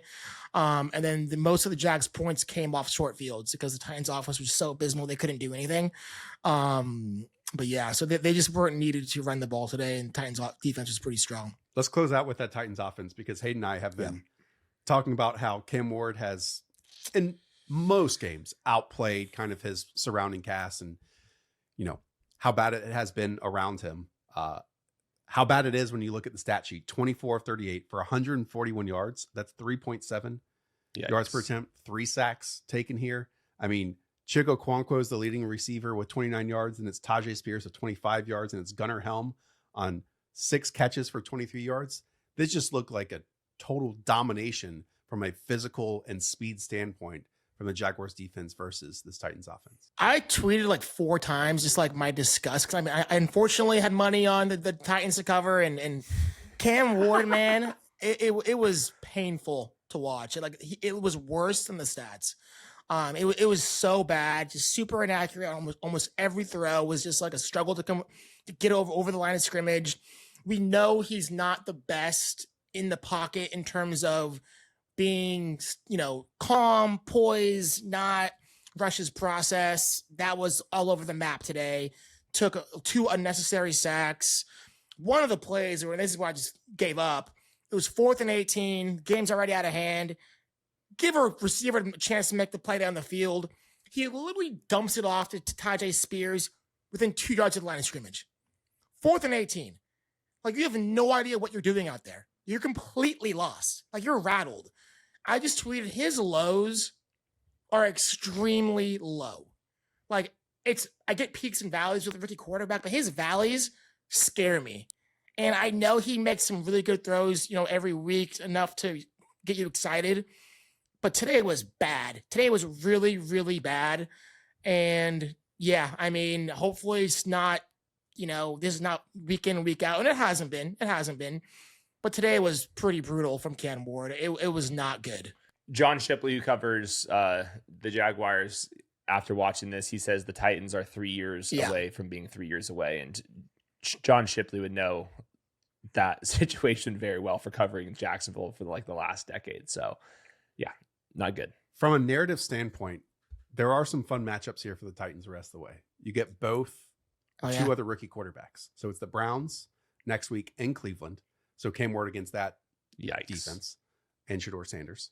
And then in week 17, it is the New Orleans Saints. And so you probably face off against Tyler Shuck as well. So at least, again, we're going to figure out some rookie quarterback conversations from there. I still believe in Cam Ward.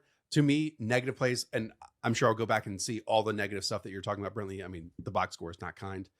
I think negative plays become even more heightened when you're just in a horrible situation, because it's kind of like cyclical. Like I saw Tony Pollard had a fumble, DK had a fumble, all these things. So it goes from like, hey, if the quarterback does a good thing, then the offensive line doesn't, then someone fumbles or someone doesn't run the right route or so on and so forth. So that's just kind of in the spiral I feel like the Titans are in at this moment. Yeah, definitely not waving the white flag on Cam Ward in terms of his overall projection or, potential. I still believe in the talent. I do like the talent. But today it was he just looked rattled. I think the minute they got down, he was under pressure. He just couldn't get out of his own way. And yeah, it just really, really unrattled for him. It was Thanks, pretty Brentley. bad. Appreciate it, man. All right, guys. Always a good one.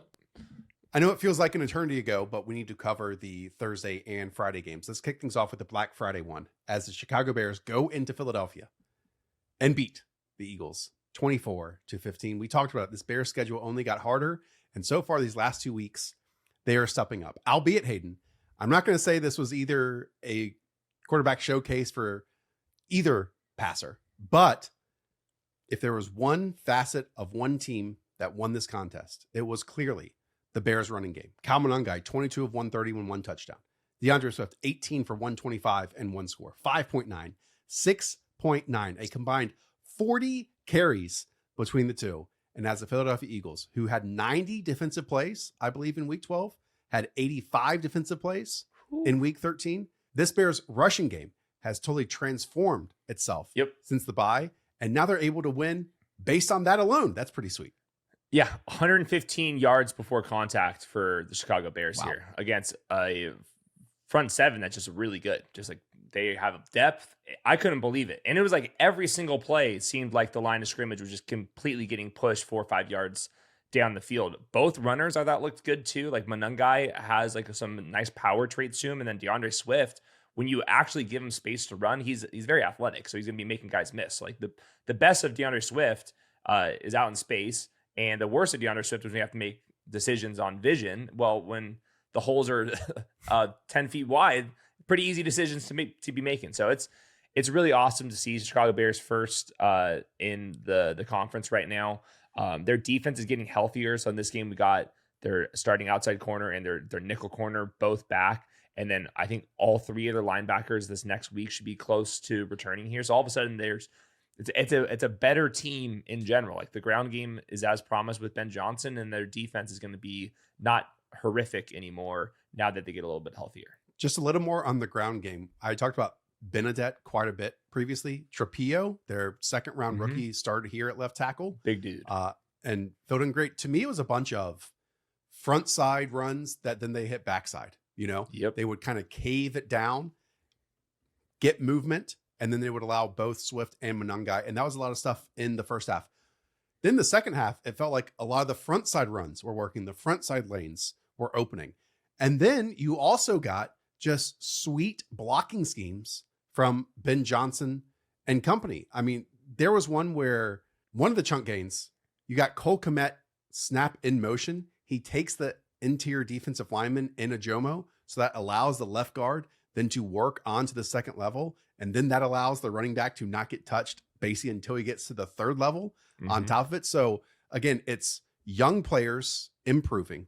There was a point of the season where there was major frustration I had for the Bears because they were kind of trotting out the same groups. They weren't getting anything from Colson Loveland. They weren't getting anything from Luther Burden. They weren't playing their second round left tackle. That has changed. They have gotten in the flow of what this Ben Johnson playbook is and the quote unquote illusion of complexity.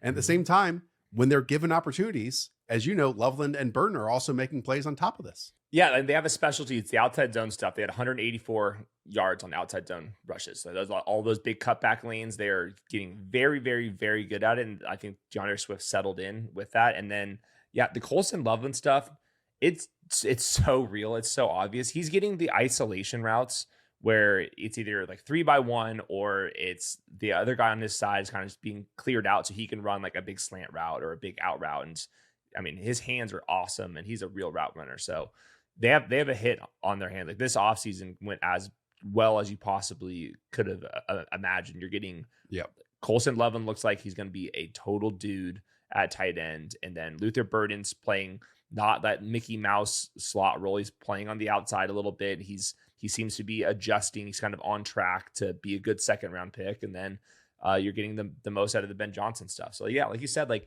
this is not a great Caleb game at all. And it didn't matter whatsoever. Like this is a more well built out team in general with Ben Johnson than I think most were going to be forecasting. I think the show has been very pro Caleb all season long. Once again, I really wish he wouldn't just have these crazy overthrows in the first half. It popped up here again, like that 2nd and 10, the third read that Caleb got to. He missed that wide open pass to Rome Odunze. Another 2nd and 10 speed out, way too high, followed it up with a 3rd down sack. And then like the 2nd and 1 screen to Jalix Hunt just didn't put enough, I thought, loft on that. Yeah. But at the same time, when you have this rushing game and then you have your defense playing the best it has played all season long, that gives you the platform to make the one throw that kind of mattered in the entire thing to the on the move rollout, Cole Kmet score. We know that the torque that Caleb has in those situations is awesome. And his speed to the sideline is still outrageous. Yes. Yeah, no, he is like extremely fast. And he seems faster this year than he did last year. So yeah, this team's going to be very interesting down the stretch. It's still very, very hard to make the playoffs on that side. It's like, sounds crazy, even though they're in first place, like not easy to still get in the playoffs in the NFC right now. But I'm excited to see when their linebackers get it back. And now that they have like a functioning secondary again, like could they be a league average defense? Because like before it was miserable. Now I still don't think they have enough dudes on the defensive line, but this is a top 10 offense by like every single metric. And could we get a league average defense here? And then I think that the Bears would be a pretty fun team to watch in the playoffs. Weird thing for me about the Eagles and their defense is that Jahad Campbell, their 1st round pick, albeit in the 30s, played 0 snaps in this game. We had seen positive plays from him earlier in the season. When you're getting run on for 281 yards and 6 per pop, I know you're not a 3-down base linebacker defense, but try it out, man. Nothing else is working. I understand Vic Fangio has coached in the league, forever and been one of the best coordinators in the league forever. But you got to change up something in that regard. And they simply refused to change that up in game. Yeah. Nakobe Dean coming off a pretty serious injury too. And he's been playing well, but I understand why Nakobe Dean is now starting over Jahad Campbell. But just in this case, when you're getting run over more than ever before, and again, you played 90 snaps last week and 85 this week on defense. Maybe some of these different fronts could have been of use. Okay.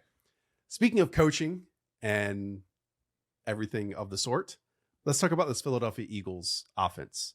Jalen Hurts, 19 of 34, 230, 2 touchdowns, 1 interception. When we look at it, the Bears converted 11 of 20 3rd and 4th downs. The Eagles just 4 of 12 on 3rd down. They have been one of the worst 3rd down conversion teams in the league. They're in the bottom of many metrics across there as well.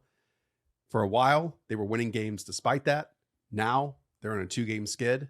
And I don't know how this offense is turning it around at this point. Yeah, I mean, I'm just gonna keep bringing up the rush game. Like right now, in terms of rushing success rate, they are 19th.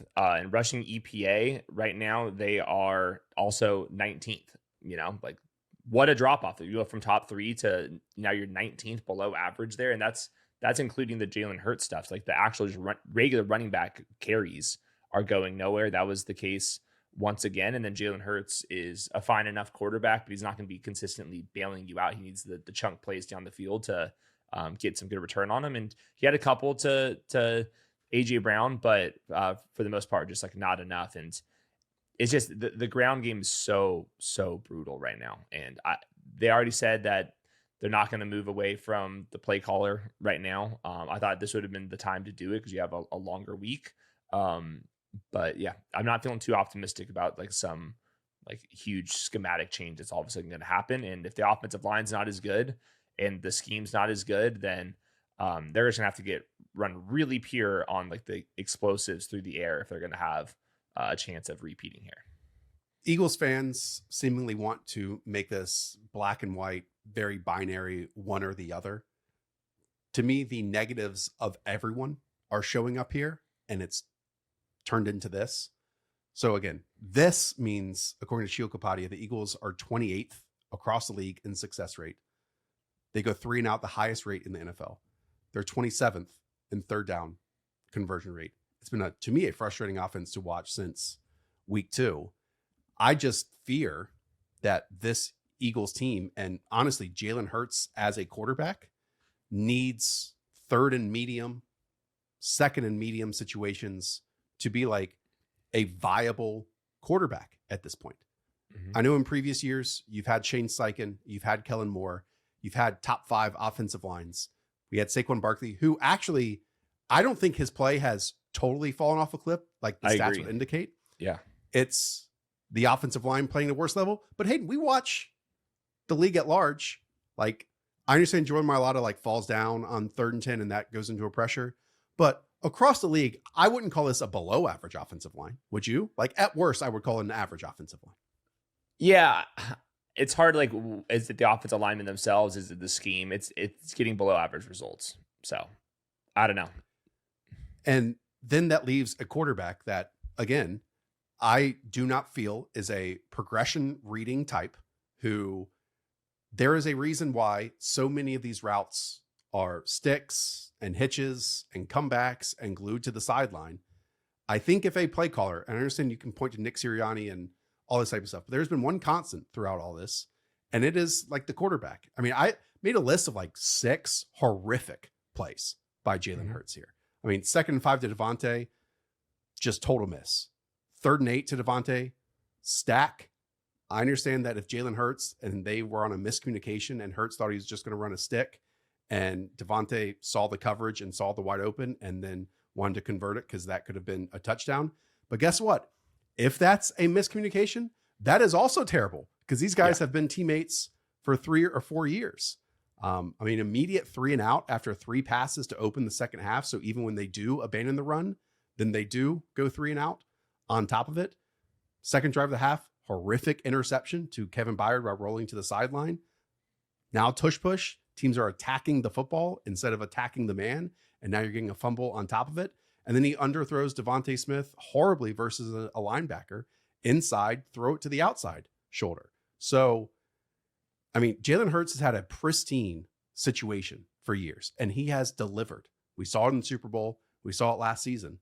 But then the year before, it was not pristine. And I still don't think like the Eagles are going to lose out like they did that year. But this is turning into a lot of the warts are becoming bigger and bigger, and they'll show up against teams that I think 5 weeks ago, many people believe weren't on the same competition level as the Eagles. Yeah. He's like kind of like the Russell Wilson, you know, where it's a very strict way that you have to win with him as your quarterback. And right now you're not getting too many like creative answers around that. I did like at the end, like they went that hurry up drive and he was attacking down the field. And then you're like, all right, that's a functional offense again. And AJ Brown looks like he actually gives a shit. And then the whole other side of the game, it was just like run for nowhere, 3rd and 8, bad Jalen Hurts play. It's like, That's not going to be a good formula. Yeah, we get like those little teases though, Yes. Against the Minnesota Vikings, it was under center play action, because guess what? He never throws under center play action. And then you got the big launch passes to Devontae Smith and AJ Brown. And here it's, oh, actually, we're not going to do that anymore. Now we're going to go hurry up. So again, I'll repeat, it's not just the play calling here. It's not just the quarterback. It's everyone kind of hampering each other. And this is what you get. It's really unfun to watch. And now the record is kind of showing that versus them winning games despite it not being fun. Okay, the Bears the rest of the way. Hayden, 72% chance of making the playoffs in year one of Ben Johnson. That's freaking awesome. Yeah, right now the number one seeds in each conference, it's Drake May and Caleb Williams. Don't get me wrong. Eagles, obviously still making the playoffs, are going to win the NFC East. We'll talk about here the Cowboys in a moment. The Eagles can still win the playoffs, win the Super Bowl, if this all clicks, because that's just where we are in the NFL this season. But I would argue like it hasn't clicked for 2 games straight so far this year.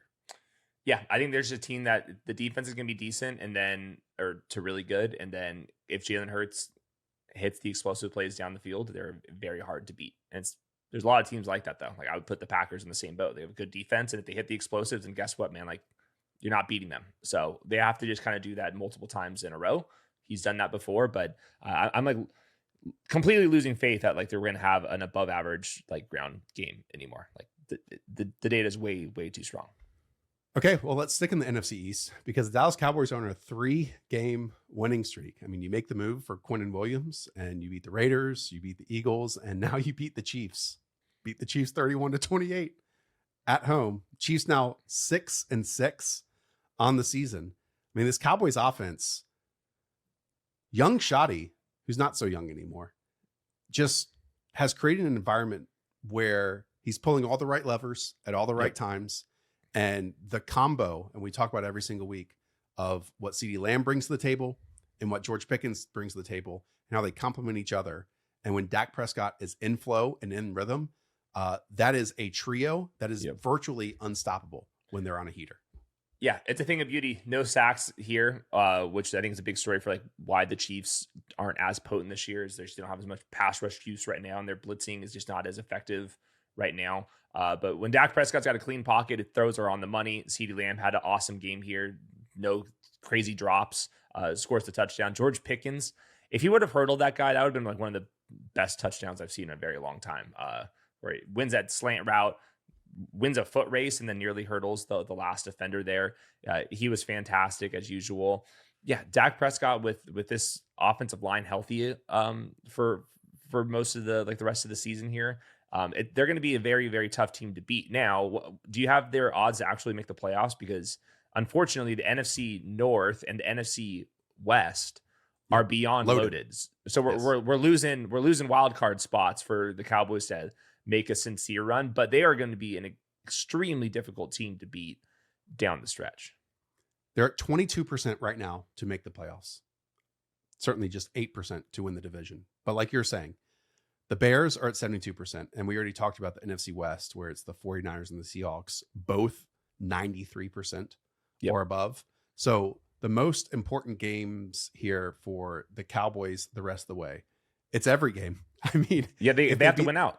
Yeah, if they beat the Lions this week, they're up to 40%.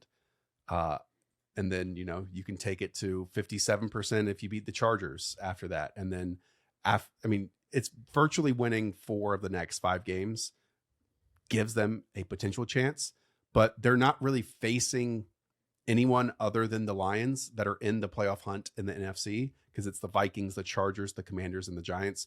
So it's not like it's a Premier League 6-pointer where you're pulling it away from someone else. So you have to rely on the other teams to be losing at the exact same pace. Yeah.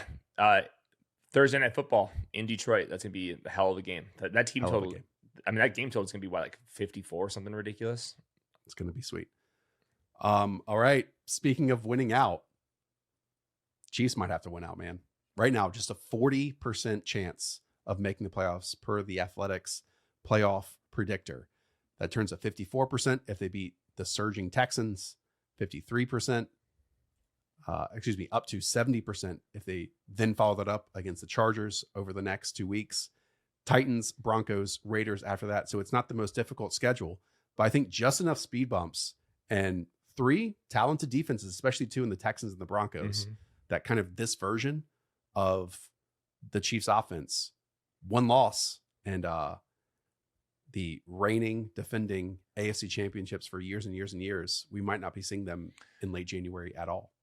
Yeah, this really weird game because I thought the offense was actually really good. It's like 87th percentile in EPA. You get the loss because you couldn't stop the Cowboys on the other side of the ball here. So I thought Mahomes played I say fairly well in this one. Rashee Rice had some really awesome moments, like in key spots. I think Travis Kelce still passes the eye test, and then Hollywood Brown made that really ridiculous catch. I think just as a team, their offensive line was not up to par this last game. Mahomes kind of maybe feeling a little bit rushed, and I thought that the left tackle and the backup guard situation was really, really bad, and they're going to miss Trey Smith until he gets back. And then I would say like the defense is just, they're just not as good. Like for a while under Spags, that was like maybe the 8th best team in the regular season or defense in the regular season. And then in the playoffs, they would like really get hot. And I think just right now they're too average, and average defense in 2025 is just not, you're just not going to win all the 1-score games that they had last year. And that's the big thing. The offense, I also felt played quite well. Mahomes made some unreal throws, but how it's set up right now, and to be honest, how Andy Reid is calling games and how they really haven't been able to hit these deep shot passes virtually all season long, unless they're in Tyquan Thornton's direction. Your entire resume is winning these tight contests because you have a superhuman at quarterback that can elongate plays better than anyone else. And even in games where he does that, if your defense also isn't forcing the opposition off the field to give you the opportunity to win games, then you're not going to have a chance to win those 1-score contests. Again, because of everything is so compact for this team. And it has been. That's not to say it hasn't been. It has been the last few years, and they just have won those, but it catches up to you. I mean, every single loss this season is 1 score. 3 points to the Cowboys, 3 points to the Broncos, 7 points to the Bills, 3 points to the Jaguars, 3 points to the Eagles, and 6 points to the Chargers. And it feels like it is all just caught up to them this season versus previous ones. Yeah, it's a really weird season for the Chiefs because I do think their offense looks like a team that could win the Super Bowl, but the defense might not just have the legs for it. And they're still not getting that much with the ground game. Like we got Pacheco in there for a little bit, but Kareem Hunt, he's nice at the goal line, but it's a success rate based rushing attack, and there are 0 explosives off of it. So like, what are the explosives for this team? It's Rashee Rice yards after the catch. Yeah, it's Travis Kelce for 15+ yard gains over the middle. But if a team doesn't throw long, which many teams across the league can't, and then now in 2025 you don't have a top tier defense along with an explosive rushing attack, then you're just trying to have 12, 13, 14, 15 play drives over and over. And that is a tight needle to the thread they've done in previous years. Yeah. And I'll just say once again, it has caught up to them this year. Yeah. And once again, a really weird season. They have a better point differential than the Denver Broncos, who are 9-2. Yep. Shit happens. Well, let's talk about another Thursday game. Green Bay Packers 31 in Detroit as they beat the Lions 31-24. We read a lot of stats. This one was quite simple. The Packers went 3 for 3 on 4th downs, and the Lions went 0 for 2 on 4th downs. And that was the entire difference of this contest. Yeah, I'm putting the Packers in that conversation like with the Eagles, where their defense is good enough where if you just get a couple shot plays on the pass game, it's just a very difficult team to beat. And obviously that's what happened here. So Dontavian Wicks was the one coming down with them this time. Christian Watson got his. Jordan Love's just been playing really good football. It's a different style play, so he's going to take more shots, and you're going to have to live with some of the volatility. But this team is still really good. It's like since they, scored 7 points against the Eagles and they lost to the Panthers, since then their offense has been pretty dialed in right now. We're going to get Jaden Reed back pretty shortly, and then all of a sudden you're going to have a pretty deep wide receiver room. So the team's dangerous. Like you go beat the Lions pretty handedly in this one. I thought that said a lot. the fourth down conversion stuff is fantastic. I also believe the Packers are number 1 in third down conversion rate across the league so far this season. It doesn't make total sense when you watch them game by game or drive by drive, because it does feel like they're all or nothing. But Yes. Christian Watson used to feel all or nothing, and now he has just evolved into a chain moving type pass catcher. 10 targets, 4 catches, 80 yards, and a score. His yards per catch was higher this week than it has been in previous ones. But again, we talked about it in other shows where 12, 13 yard second and long situations. And he's really become their go-to player for me. And it's very, very cool to see off of a significant injury where I honestly didn't expect him to even play this season. Right. Yeah, it was a very serious injury. So yeah, really cool for him. I can tell LaFleur absolutely loves Christian Watson. Like that is for sure his dude. Also, Josh Jacobs had a couple of explosive moments, still dealing with that knee injury and kind of limping around at times, but he ripped off that 29-yarder and like he showed that he still has some burst. So, and then defensively, they can just do so much with Micah Parsons. And I think right now for the Lions side of it, when you got backup center, backup left guard, and you got Micah moving around the formation and stuff, and you're just going to have a spooked version of Jared Goff. So he's the boogeyman. He's like specifically Jared Goff's boogeyman. So the sacks were just like really like well timed because Goff was still like moving the ball. Otherwise, JMO had a huge game, but the sacks were just super daunting in this one.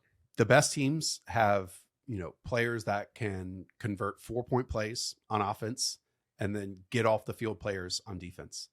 And while the Cowboys are surging right now, there is a reason why, and we've seen it the past 2 weeks with the Packers to make this move and get Micah Parsons.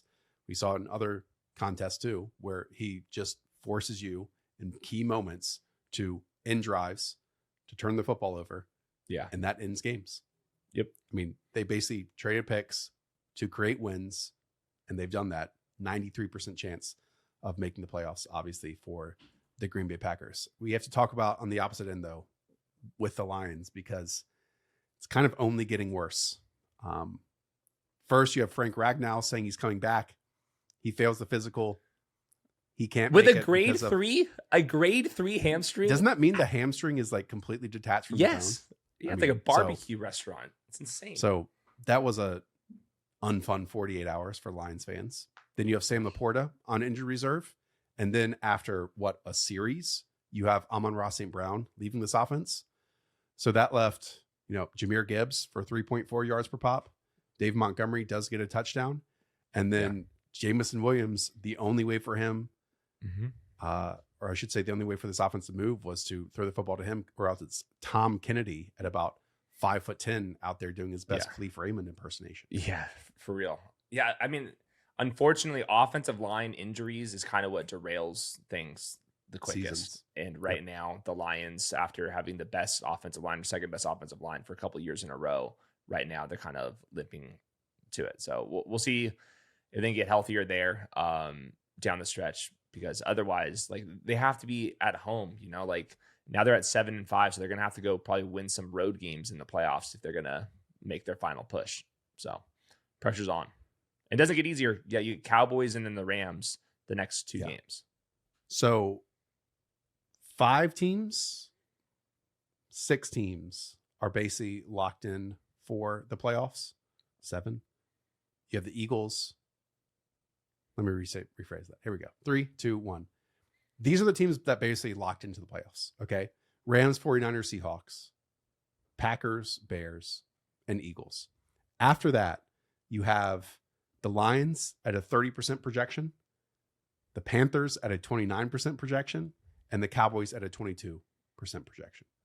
The Lions are only at 30% right now. That's what I am seeing right now. I didn't realize it was that low. Yeah, I didn't realize that at all until I just checked it right now. They're down to 30%. If they lose to the Cowboys this week, that drops down to 12%. Wow. We're also distracted by the Chiefs' losses and their winning percentages that the Lions are low key even in a worse spot. It started off so nice, other than that week 1 performance, and then you make the move to Dan Campbell, and it still works out great. Jahmyr Gibbs, one of the most electrifying players in the league. They're still in a dome the rest of the way. but man, that would be a miserable loss of the season. And it makes sense when you lose key pieces due to injuries. Like you said, it can derail a season, but you also lose both coordinators on top of it. Yeah. Man. And there's such a difference. I don't mean to make it just about two players. And, Aiden Hutchinson is also coming back from a massive injury. But there's such a difference when watching Micah Parsons versus Aiden Hutchinson compared to like two of the top 4-page edge rushers out there. Yeah, Aiden's the man, but Micah's like literally the boogeyman. It's hilarious to see him track down Jared Goff. Okay, one more Thanksgiving Day game. Joe Burrow returns. Joe Burrow puts 32 points on the Baltimore Ravens, kind of. And Hayden, we talk about every week, the Ravens still lead the AFC North. And somehow it looks worse every single week for this offense. Yeah. I mean, this was one of the stinkiest Lamar Jackson performances I can remember. In fact, if we talked about Max Brosmer's EPA in a single game, I think this Lamar Jackson one was the 13th worst quarterback performance of the season based on EPA. And that's the Bengals, man. That's the Bengals defense at home.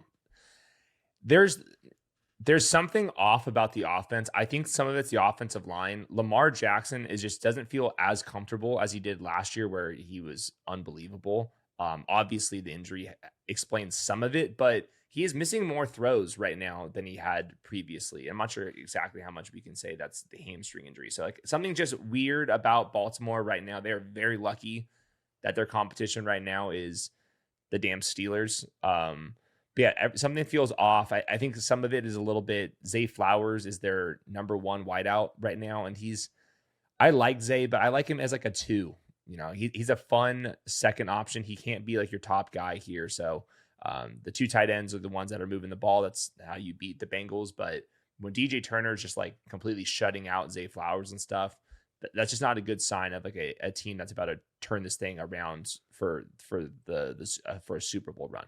So I mean, I'm kind of getting lost in like the Ravens, like them being contenders. Like the hope, I needed to see it quicker than this. Totally. I'll put the spotlight on Lamar. I know it's very easy to see he's not healthy in a straight line, sure, but when he's trying to like change directions, that second step explosiveness and elusiveness is just not there. But then it's also the arm. Like he's missing throws, skipping rocks to wide receivers and running backs, and then just the uncertainty. And I think he's always had kind of like that extra tick, that extra moment in situations, but the athleticism buys it for him. And now he doesn't have that athleticism because of these injuries.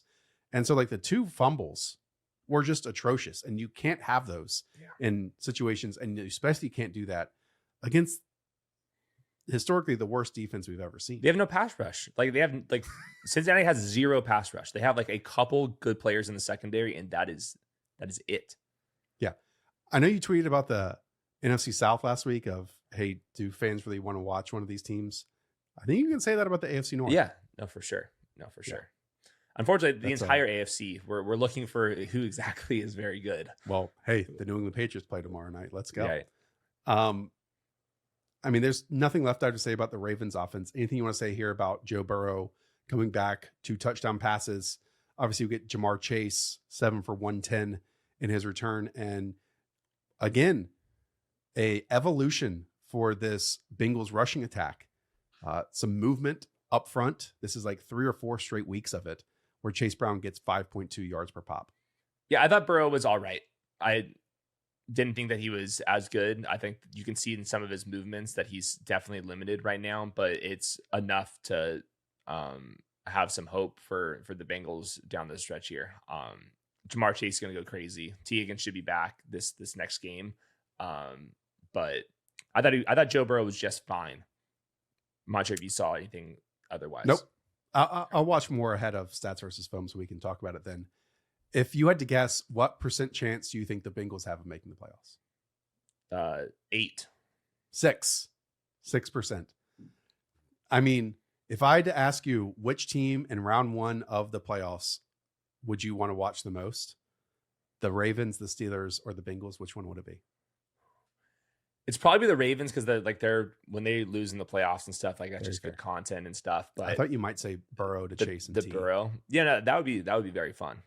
I mean, that would be a high scoring game no matter what, because you're gonna get the Cincinnati Bengals defense on the road. I will say though, DJ Turner is a very real player. I think he's like a tier 2 corner. Like he is one of the guys, put like AJ Terrell kind of tier where we should mention these guys. He's awesome. All right, one last game on Sunday. We didn't get to watch it.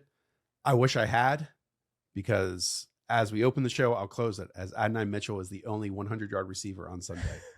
As the Jets beat the Falcons 27-24, he scored his first touchdown of his career as well, held on to it. This time it counts. Yeah. I mean, the Jets, their third win, I think Tankathon crashed after this one as well, because all Jets fans said, yes, but now we check where they're picking. And Hayden, the Jets are picking 6th now. 6th. Ooh. That's a big change versus where they were in the top 3. And meanwhile, another Falcons loss forces a top 10 pick in the direction of the Rams, 9th overall at this moment. Yeah, I don't think Atlanta's checking the Tankathon thing. I think that is a banned website over in Georgia right now. Yeah, I haven't watched any of this. I mean, it's just a cool story that you were getting Adonai Mitchell out there, and same thing with Mechie, and just like these guys kind of castaways, and they're getting like real time to shine. And then obviously with Tyrod Taylor, you actually can evaluate these guys. So like I think the benching of Justin Fields, I really like Justin Fields. But you had to do this to evaluate players like Adonai Mitchell. And I think like even just today's game has made that decision worth it. And even in a losing effort, I mean, it's pretty amazing. Bijan, without Drake London, without Michael Penix, 28 touches, 193 yards, and a score. So if you want to know where the football is being funneled to, it's him. I mean, Kyle Pitts does get 7 for 82 on top of it. But this Falcons team is a flat out embarrassment. Yeah, heads need to roll. There's going to be guys fired. Yeah. All coaches gone. GM should be gone. And then who knows where the quarterback situation is heading into next year, and you don't have a first round pick to build one with it. So it's yeah, I mean, you can't lose to the Jets. It's pretty simple. No, you really can't. It's not good. It's pretty simple. All right, we'll close it there as Cortland Sutton catches a touchdown to close out the first half, Hayden. Let's go. Our long national nightmare is over. Thanks, everyone. Will you be doing waiver show this week? Yes, we should be. Okay. Tune into that Monday Night Football. And we'll be back Tuesday for your regularly scheduled programming the rest of the way. Thanks to Mosho and Weaves behind the scenes. Hayden in front of it, up the villa. 4th place in the Premier League. Talk to you soon. See you.